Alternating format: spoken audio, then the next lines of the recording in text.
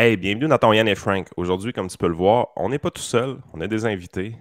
Vous la reconnaîtrez sûrement, Joanne Marcotte, vous êtes habitué, et Hélène Buzetti, qui a fait un essai très récemment par rapport au monde médiatique. Donc, on trouvait ça important de lui parler. On est vraiment content qu'elle ait accepté notre invitation puis se prêter au jeu pendant 1 heure avec nous. Donc, la première demi-heure gratuite va être disponible sur toutes nos plateformes habituelles. Évidemment, la deuxième demi-heure sur Patreon. On commence le show à l'instant.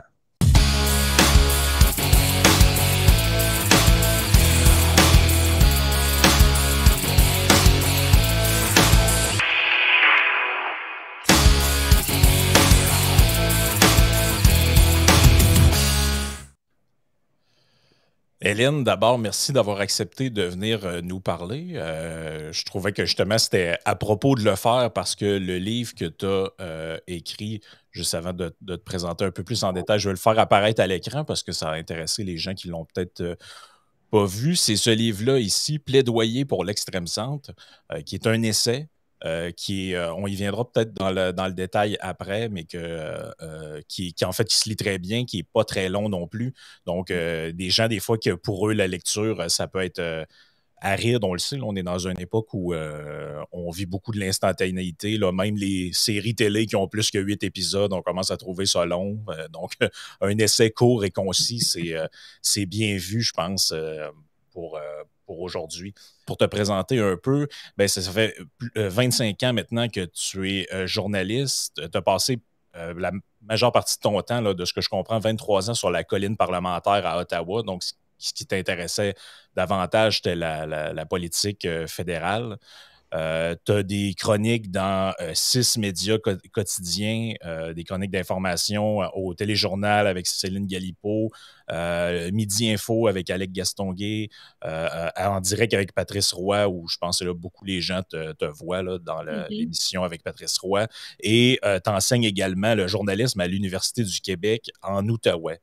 Ouais. Tu as fait tes études, je pense, à Concordia. Je ne sais pas si c'est une bonne présentation, s'il manque, si j'ai oublié un élément important que tu aimerais mettre de l'avant. Non, c'est pas mal ça. Je suis vraiment une journaliste de politique fédérale. Là. Puis des fois, c'est drôle, les gens m'abordent, disent comment ça, tu n'as pas posé plus de questions difficiles à M. Legault pendant la pandémie, notamment. Puis je dis, ben, je suis pas là et donc du fait que je sois pas là, j'avais pas accès aux conférences de presse. Donc j'aime vraiment toujours le préciser. Moi, mon terrain de jeu est d'abord et avant tout la colline parlementaire à Ottawa. C'est sûr que je parle d'autres choses, mais c'est là où j'ai mes accès, mettons.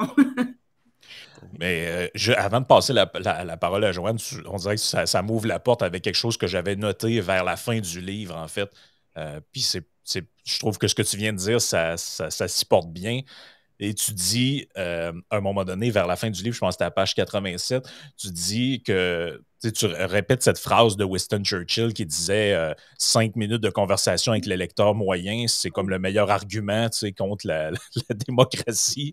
Puis tu dis, des fois, je compte plus le nombre de. Puis là, ça me fait un peu penser à ça, des gens qui t'abordent pour te reprocher quelque chose ou pour te parler de quelque chose, puis finalement, en fait, c'est même pas ton cadre de travail ou tu collabores même pas à ce média-là ou je sais pas quoi. Puis tu t'avoues toi-même dans le livre, à un moment donné, peut-être passer la réflexion, OK, cette personne-là a le droit de voter. Puis on l'a tout fait dans notre vie en passant. C'est pour ça que je le dis candidement. On a tous déjà été autour de la table à parler avec des gens, puis un moment donné dans ta tête, tu te dis, OK, ces gens-là ont vraiment la même. Leur opinion compte autant que la mienne dans un système où un vote égale un vote. Là.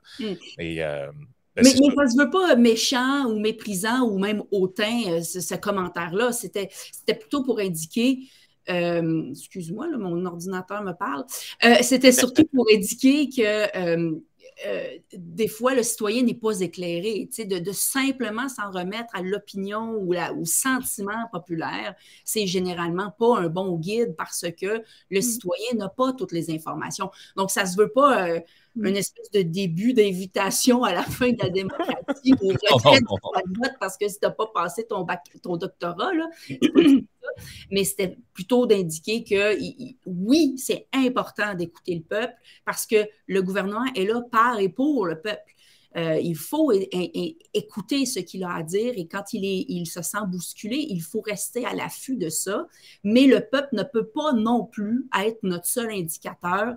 Il faut parfois le convier à s'élever ou à prendre en considération des éléments qui le dépassent, auxquels il n'a pas songé, etc. Et donc, il faut trouver ce bon dosage, et c'est un peu ça dans mon 3e chapitre, et on y reviendra, mais c'est pour ça que j'ai dit que c'est important d'avoir les 2 ailes dans une société, l'aile un peu plus populiste et l'aile qu'on pourrait appeler élitiste, qui est une forme aspirationnelle. Il faut avoir ces 2 tendances dans la société, celle qui contente le peuple, mais celle aussi qui élève le peuple. Il faut trouver l'équilibre entre ces 2 tendances pour trouver un certain apaisement collectif.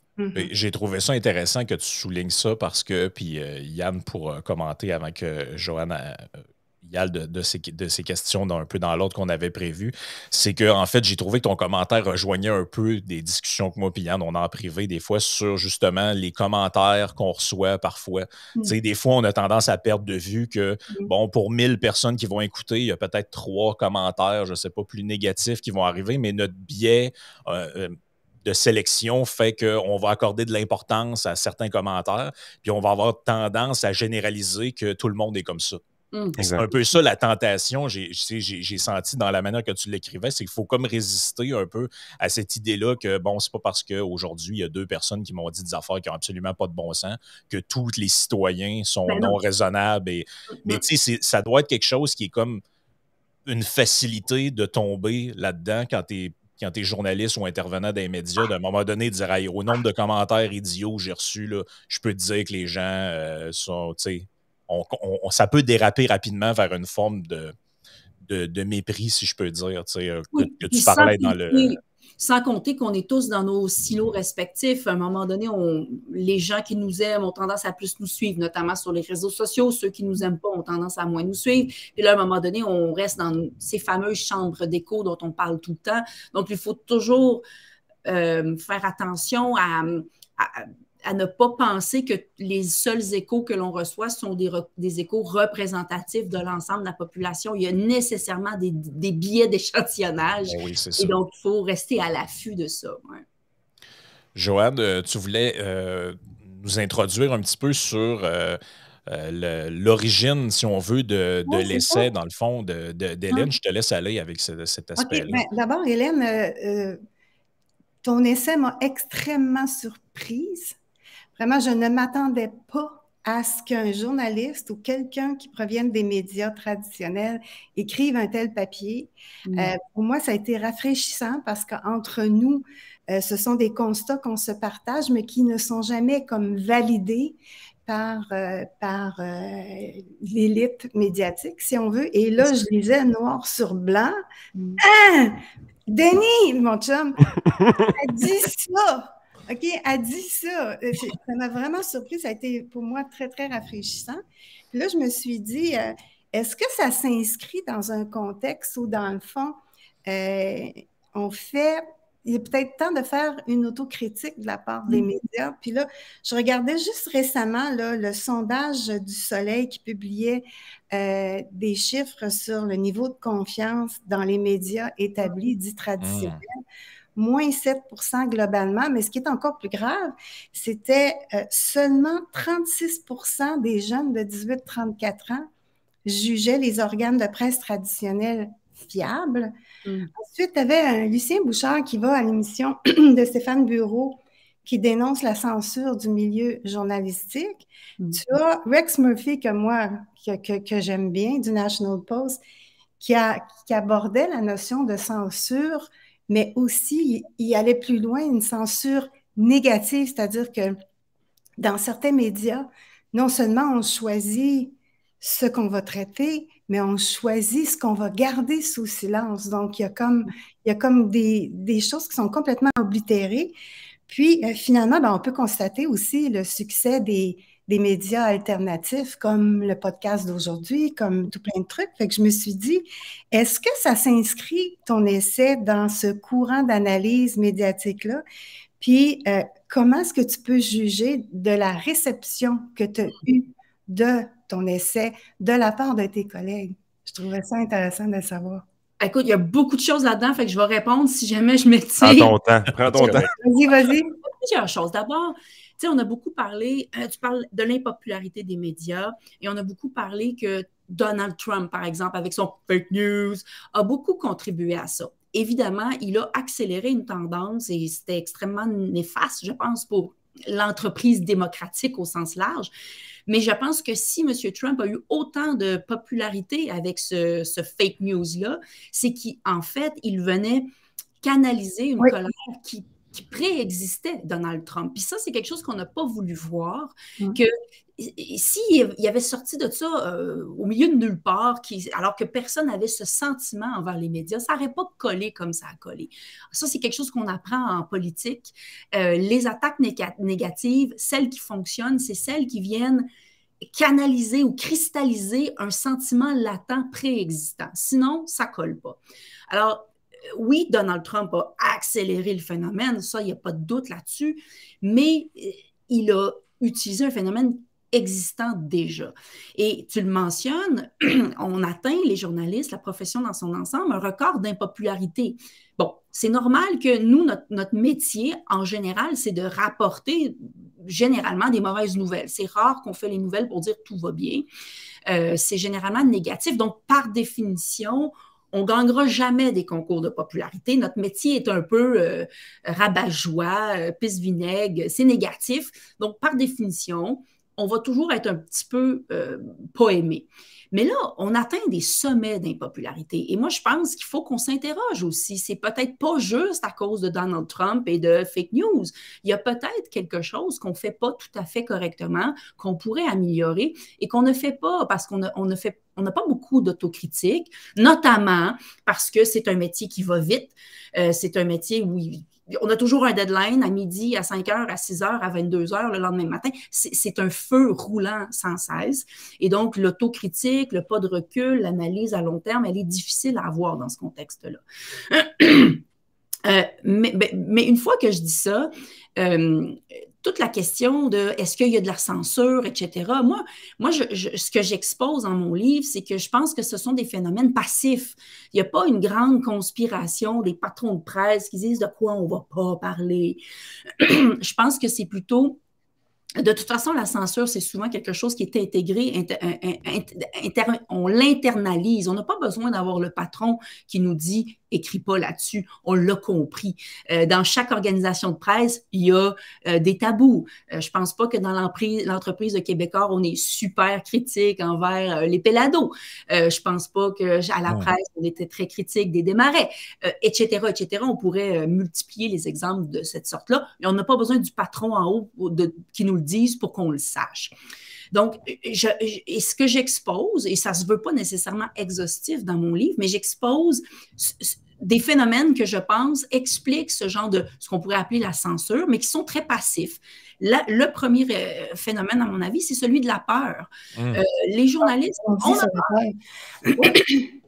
on a peur parce que, notamment, les réseaux sociaux sur lesquels il y a des groupes militants, je ne le dis pas de manière péjorative en passant, mais des gens qui militent pour une cause ou une autre, sont extrêmement actifs et ont le potentiel de vous empoisonner la vie si, par malheur, vous sortez un peu de la norme établie ou du dogme généralement reconnu.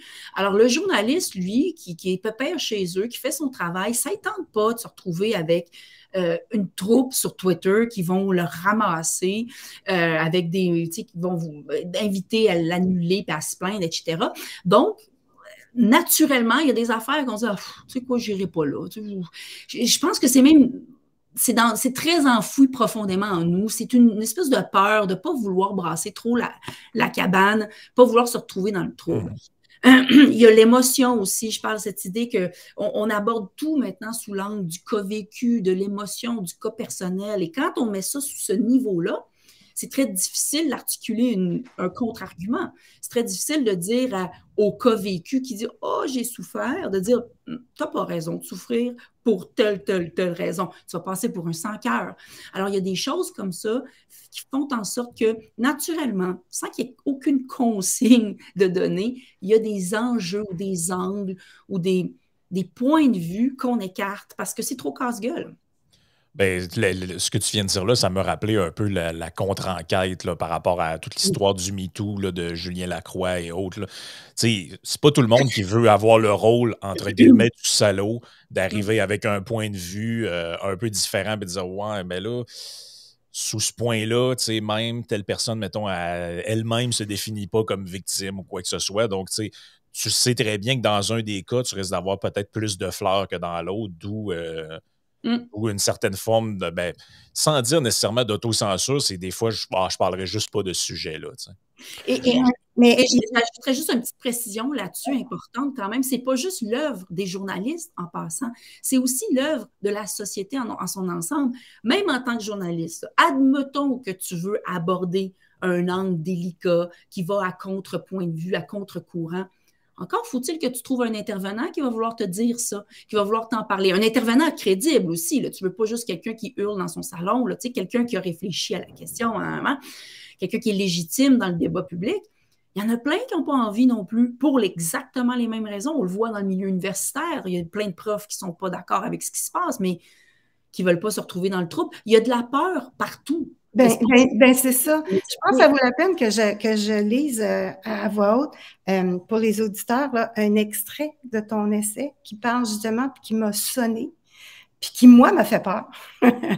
Je cite, « Les journalistes ne veulent pas tout simplement prendre le risque de se mettre à dos les divers lobbies en remettant en question leur point de vue ou leur grille d'analyse. Culture de l'annulation. Nombreux sont les exemples où les médias ont relayé sans filtre critique un discours victimaire et ce faisant ont abdiqué leurs responsabilités. L'exemple du soi-disant cimetière d'enfants autochtones en Saskatchewan, par exemple, ça m'a vraiment renversé. La peur des journalistes de faire trop de vagues en publiant un contrepoids à la nouvelle officielle et à l'unanimisme. Peur des armées sur les réseaux sociaux, de celles qui, pour un mot rompant avec l'orthodoxie du jour, sont prêtes à dégainer et vous accoler l'épithète de phobe quelconque, une phobie quelconque, qui détruira votre carrière et vous rangera définitivement dans le mauvais camp. Alors, on se tait. Hélène. Mais bien sûr. C'est pas juste. Faisons abstraction du boss qui. Bon, faisons abstraction du fait de la possibilité que ce soit le boss qui donne les consignes. Ça prend une couenne dure pour être journaliste. Si tu ne l'as pas, si tu penses que ce n'est pas ton devoir d'aller chercher ce contrepoids-là, t'es pas en bonne place parce que moi, comme lectrice d'information, comme consommatrice d'information, je m'attends à ça. Et le contrepoids, il n'est que très rarement là sur toutes sortes de sujets, là.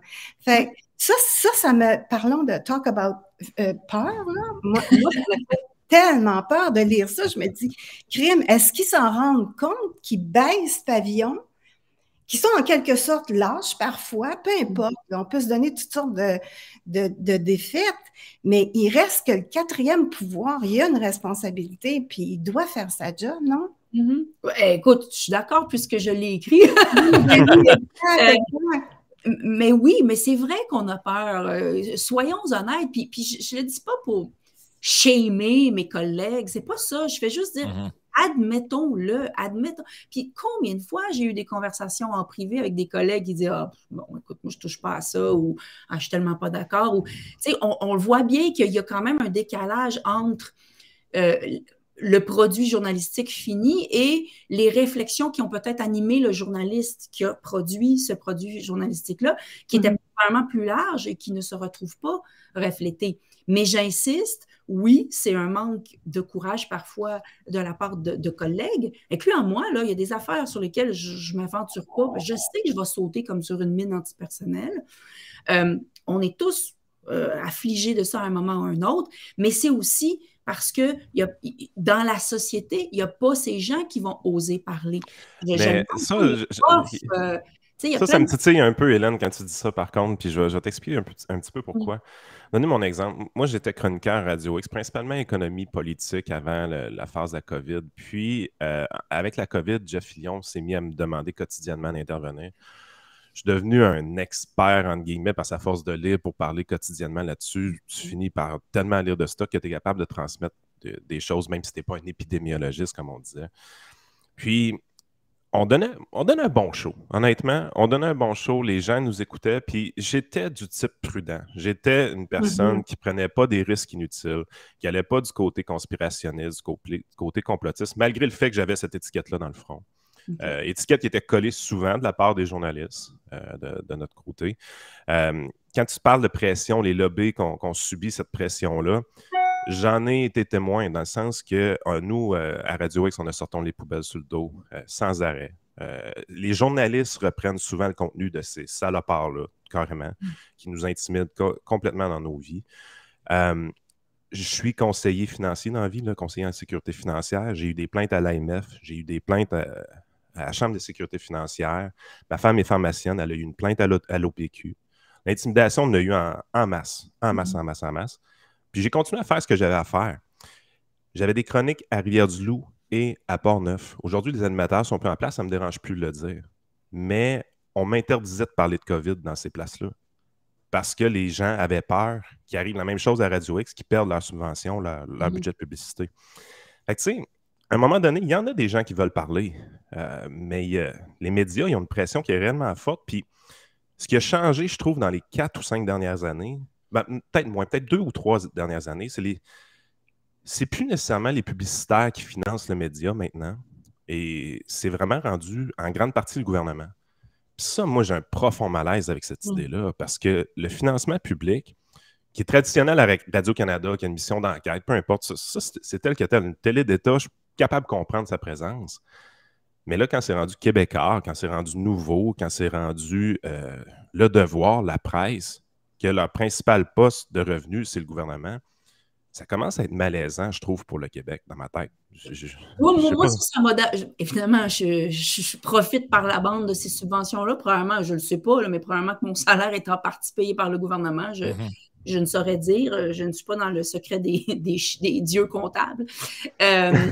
Moi, non. Moi, je ne le vois pas comme ça parce que, bien franchement, je trouve ça plus inquiétant que ce soit Jean Coutu qui puisse tirer à plug sur une émission de radio parce qu'il n'a pas aimé ce qu'il a entendu, que le gouvernement qui, bien franchement, parce qu'il subventionne tous, ferme un peu les yeux. On a souvent tendance à démoniser l'entreprise gouvernementale, alors que parfois, c'est bien plus le secteur privé dont on a peur, on devrait avoir peur. J'avais une réflexion ce matin, puis là, je vais bifurquer complètement, mais tu sais, à une certaine époque, on craignait le Big Brother. Tu sais, si le gouvernement, par exemple, on disait, mon Dieu, si le gouvernement bâtissait des banques d'ADN, ça serait l'enfer. Si le gouvernement installait des caméras partout, ça serait l'enfer. On ne voulait absolument pas que le gouvernement fasse ce genre de choses. Mais aujourd'hui, les banques d'ADN, on y contribue volontairement avec les Ancestry.com et tout ça, ce qui permet à la police de retrouver, d'élucider des cold cases en remontant dans ces banques-là, ce qui permet à des enfants nés de dons de sperme anonymes de retrouver leur père. Oui, mais c'est volontaire. C'est volontaire. Oui, mais c'est pistonné par le secteur privé. Les caméras qui sont partout, nos voisins ont des caméras, tout le monde a ça sur leur sonnette, leur voiture, etc. Et finalement, on se retrouve autant surveillé, mais par des gens qui ne sont soumis à aucune règle, qui peuvent faire ce qu'ils veulent avec, parce qu'ils sont soit privés, soit dans l'entreprise privée. Alors, bien franchement, moi, des fois, je préfère que ce soit entre les mains du gouvernement, qui peut instaurer des règles et surtout que ces règles sont publiques, sont connues et on peut exiger qu'elles soient changées, c'est le cas échéant, versus que ces règles-là soient mises en place par des Zuckerberg puis des Elon Musk de ce monde qui vont à leur tête et qui sont soumis à aucune règle. Alors, moi, je ne suis pas dans cette mouvance-là. Moi, je ne pense pas que le problème découle du fait que le gouvernement nous subventionne. Pas du tout. Je pense que c'est beaucoup plus profond que ça. C'est un manque de courage en général, une peur d'être lynché. Et je pense que ça peut avoir avec la source de financement. Au contraire, je pense que cette source de financement gouvernemental va peut-être venir calmer le jeu parce que en assurant une certaine prévisibilité financière, eh bien, ça va peut-être diminuer la pression sur les médias de générer des clics. Hein. Il faut qu'on fasse des clics pour se refinancer et donc on met toutes sortes d'histoires. Et ça, c'est un point que je mets dans mon livre. Toutes sortes d'histoires extrêmes qui vont faire jaser parce que Des fois, pas pour les bonnes raisons, mais avant. C'est un point. Je pense que ce que Yann disait, il y a aussi un aspect là-dedans d'apparence pour beaucoup de gens, là, parce qu'on tu as dû les voir passer, les commentaires, on les voit passer aussi. Il y a certains petits épisodes, Yann faisait référence à l'histoire de la pub à Choix Radio X, mais il y a eu aussi, entre autres, je me souviens de Gérald Filion qui avait dit à un moment donné qu'il avait sorti des affaires de l'Université de Johns Hopkins, je me souviens plus trop des détails, et apparemment que François Legault lui-même l'avait texté ou l'avait appelé pour lui dire qu'il n'était pas d'accord avec ce qu'il venait d'écrire. Je te dis pas que ça l'a censuré ou qu'après ça, il est obligé de se rétracter, mais l'apparence que ça donne, c'est que si le gouvernement donne des subventions aux médias de manière directe pour passer certains messages, là, dans le cas de la COVID, c'était bon, les masques, faites-vous vacciner, etc., ben, ça donne l'impression qu'ils ont une tentation de vouloir contrôler un peu le message. Je me souviens aussi, entre autres, dans une conférence de presse, Christian Dubé, il y a un journaliste qui avait demandé, je ne me souviens plus qui exactement, mais il avait dit « Ouais, qu'est-ce que vous pensez des propos du docteur Carl Weiss qui a dit aujourd'hui que l'influenza, il fallait arrêter de banaliser ça, c'était aussi grave que la COVID, même plus grave pour les jeunes enfants. » Puis Christian Dubé avait dit « Ouais, c'est inquiétant, il va falloir que j'y parle. » Et ce qui était une affirmation 100% vraie de M. Weiss à cette époque-là. Moi, je ne veux pas que le politique appelle des médecins ou des journalistes pour leur dire « Ouais, là, fais attention à ce que tu dis. » Je ne dis pas que c'est ça qui est arrivé, mais c'est ça que les gens ont retenu qui est arrivé. Mais moi, je le dis, là, vous ne me convaincrez pas. C'est correct, on n'est pas obligé d'être d'accord. Mais, ceci dit, là, le Legault, il peut envoyer des textos à tous les journalistes, qu'il y ait subvention ou pas. Monsieur Dubé peut appeler des professeurs, qu'il y ait subvention ou pas. Il n'y a pas de corrélation entre les deux. Et je pense que cette influence-là pouvait exister auparavant. Est-ce que c'est parce que Legault, il t'a écrit que tu vas être plus doux dans la conférence de presse? Moi, je postulerais que la raison principale pourquoi les journalistes ont été autant dans la vague, le discours sanitaire officiel, c'est parce que la plupart des clients, des gens qui écoutent les médias, on est une société vieillissante, on le voit avec la courbe démographique, et ce sont surtout les personnes plus âgées qui dirigent dans notre société, qui sont le poids économique principal, et eux, ils avaient plus peur parce que la COVID était beaucoup plus dangereuse pour une personne de 65 ans et plus que pour moi ou pour ma fille.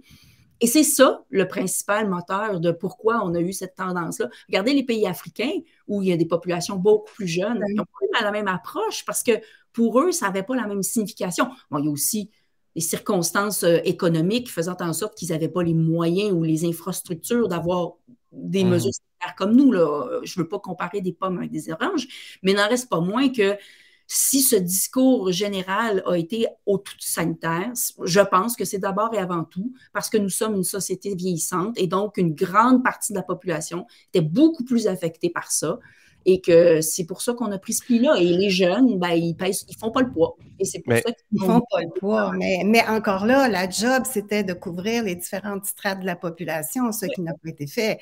Les jeunes, les plus jeunes, les enfants, ils ont été complètement... je ne sais pas si vous voulez ajouter là-dessus quelque chose, Franck, sur ce thème-là. Il n'y a pas les médias, les jeunes, hein? Non, mais exact. Ils n'écoutent pas les médias, alors les codes d'écoute, c'est qui? Exact. En même temps, ça ne dédommage pas. En même temps, Hélène, je vais te donner un peu les statistiques de notre chaîne. Présentement, le show que tu as fait ce midi va être écouté en général par des gens. La plus grosse classe d'âge qu'on a, c'est 35-44. Okay. Ça, c'est vraiment la grosse strate d'âge qu'on a. La deuxième, c'est le 25-34. Et après ça, un petit peu plus vieux. Pratiquement personne de 65 ans et plus écoute notre chaîne. Quand je dis pratiquement personne, c'est moins de 1%. 85% d'hommes vont écouter notre chaîne, par exemple. Fait qu'à un moment donné, c'est pas vrai que le public veut pas s'informer. Le public est toujours là. Il s'est rabattu vers des sources alternatives parce qu'il trouvait pas qu'est-ce qu'il voulait sur les chaînes traditionnelles. Je comprends par contre une chose que tu dis, le mode de financement a définitivement une influence sur les médias parce que nous-mêmes, on va le ressentir dans le podcasting. Si on y va dans le très personnel, okay? Par exemple, dans le dernier mois, là, le podcast qui a pogné le plus, c'est celui où est-ce qu'on lance une petite taquinerie à Mario Dumont, disons. On lance une bonne pointe, puis là, c'est personnel parce que c'est envers quelqu'un qui est connu, et ainsi de suite. Moi, Ça me fait pas chier que ce soit lui le podcast le plus populaire du mois parce que je comprends la game derrière ça. C'est ce bout-là que les gens ont vraiment apprécié, qui a amené beaucoup, beaucoup de clics. Je préférais que ce soit des affaires plus intelligentes. Je préférais que ce soit le podcast d'aujourd'hui qui soit le plus populaire du dernier mois, par exemple, parce que c'est une discussion qui est intéressante, qu'on va en profondeur sur un sujet. Cette pression-là du clic, je la comprends. Je comprends aussi que la peur est beaucoup le meilleur outil pour un média de masse de faire cliquer les gens. C'est ce qui a amené aussi plusieurs conspirationnistes, plusieurs complotistes à vouloir faire peur à leur auditoire pour continuer à entretenir cet auditoire-là au fil du temps. C'est rare qu'on ait récompensé par un auditoire d'une manière monétaire pour aller en profondeur, pour prendre le temps d'aller vers un sujet. Sauf ce qu'on commence à découvrir beaucoup, puis ça, c'est ce qu'on s'en va là tranquillement vers la deuxième partie du podcast, quand on tombe dans le mode abonnement. De notre côté, la moitié des revenus que la chaîne génère, parce que Frank est employé à temps plein dans les médias présentement. Là. Sa job, lui, c'est d'être podcasteur. Il fait ça à temps plein. Moi, j'ai une autre job, évidemment. Mais on est capable de financer entièrement son salaire avec ce qu'on fait ici. Et plus de la moitié de nos revenus viennent de ce qu'on appelle sur Patreon nos abonnements. Et cette pression-là du clic, cette pression-là de la viralité, cette pression-là de mettre de l'anxiété sur la population, avec le mode de rémunération par abonnement, elle disparaît complètement. Exact. Pas complètement, parce que les gens s'abonnent parce qu'ils aiment ce que tu entends, mais c'est plus large et plus à long terme. Effectivement. Donc, j'ai un petit peu plus confiance. Moi, j'ai l'impression que les médias n'ont pas encore suffisamment exploré les modes de monétisation de leur matériel avant de se remettre dans la gueule du loup, d'aller vers le gouvernement, parce qu'ils existent, ces modes de monétisation-là. Il suffit de les exploiter. C'est pour ça que j'ai un peu de la misère à dire qu'il faut vraiment que le financement vienne de l'État, parce que je trouve ça problématique, honnêtement, à moyen et surtout à long terme. Écoute, tout ça a commencé avec la gratuité. Moi j'étais super critique dès le départ. Comment ça se fait qu'on s'est mis à mettre notre matériel gratis? Parce qu'avant, là, pour lire le journal. C'est vrai. Il fallait que tu l'achètes, le Moses de journal. Si tu ne l'avais pas acheté, la copie papier, tu ne savais pas ce qu'il y avait dedans. Puis là, tout d'un coup, on a dématérialisé ça, puis on s'est dit, ça devient gratis. Mais non, mais... Et là, on a créé une culture de la gratuité, et c'est très difficile de remballer ça. C'est très difficile de convaincre à nouveau les gens de s'abonner. Je dis, même mon propre frère, il n'est pas abonné à mon journal, tu sais. Puis je sais qu'il y a les moyens. Je dis, voyons, tu sais, comme pourquoi? Tu sais, tu n'as même pas le goût de voir ce que j'écris. Alors qu'aux États-Unis, par exemple, il y a beaucoup de gens qui sont abonnés au Wall Street Journal ou des médias qui fonctionnent par abonnement depuis longtemps. Oui, bien sûr. Alors, nous, on a scrappé le modèle au départ, puis ça, les médias sont entièrement responsables. C'est nous qui, volontairement, au début, on a fait « Hey, Internet, c'est le fun! » Puis là, on a pitché ça sans voir que c'est ça qui s'en venait, que ça allait... Et là, on a détruit notre modèle d'affaires, puis là, c'est très, très difficile de le reconstruire. Moi aussi, j'aimerais ça, penser que tout le monde s'abonnerait à 2-3 journaux différents et pourrait nous... Parce qu'il le faut maintenant, parce qu'il le faut. Parce que, si on a une certaine ligne éditoriale, puis je dis pas que ça vient des patrons, mais mettons que le rédacteur en chef a une grande, grande influence. Le rédacteur en chef, l'éditeur en chef, on sait que la presse est très pro-environnement, on sait que Québécois est très identitaire, on sait, c'est dans le choix des chroniqueurs aussi qu'on voit le biais de la maison, Alors, j'aimerais qu'on revienne, qu'on aille sur un bout où on parle que la droite et la gauche se radicalisent. Aussi, ici... Joanne, je pense que on va passer à la partie Patreon, justement, puis on va pouvoir en discuter plus en profondeur. Juste mentionner, parce que c'est comme la fin de la partie gratuite pour tout le monde, comment les gens peuvent se procurer le livre. Est-ce qu'il est en librairie? Moi, je l'ai lu en format électronique. Donc, est-ce qu'il est en format physique dans les librairies? Comment les gens peuvent l'acheter? Quel est le meilleur moyen pour le faire? Pas encore, comme on dit. Pas encore. Pour l'instant, ça se voulait un essai numérique, et donc il suffit d'aller sur l'un ou l'autre des 6 journaux, là, le Droit, le Soleil, le Quotidien, le Nouvelliste, la Tribune, puis la Voix de l'Est. Retrouvez, il est annoncé partout sur les plateformes, le plateforme iPad ou sur le site. Retrouvez le texte de Thomas Laberge qui parle de mon essai. Et là, si on est abonné, on peut le télécharger gratuitement. Mais il faut être abonné, effectivement. Mais comme je dis tout le temps, c'est un peu comme Netflix. Là. Tu peux t'abonner juste un mois. Tu regardes la série qui te tentait, puis après, tu te désabonnes. Tu peux faire la même affaire. Ça va te coûter quand même juste 10$. Puis tu vas pouvoir le télécharger. Bon, c'est mon petit côté commercial ici. Mais c'est correct. Tu vois, ça revient exactement à ce que je disais avant. Ça, là, c'est des choses intelligentes que les médias doivent faire. C'est ça. On a décidé de faire ça comme ça, mais là, ça a été tellement populaire qu'on veut y aller en papier aussi. Puis là, c'est pas encore public, là, mais on va faire une version papier probablement fin février, début mars, qui sera donc dans les librairies comme n'importe quel livre. Mais pour l'instant, c'est sur le web, puis il suffit d'être abonné. Puis, franchement, tu n'es pas obligé de t'abonner pour la vie pour y avoir accès non plus. Excellent. Ben, on invite les gens à se le procurer de manière virtuelle pour l'instant et d'en faire la lecture. Puis si la discussion les intéresse, ben, de venir nous rejoindre sur Patreon. On continue ça pendant quelques minutes.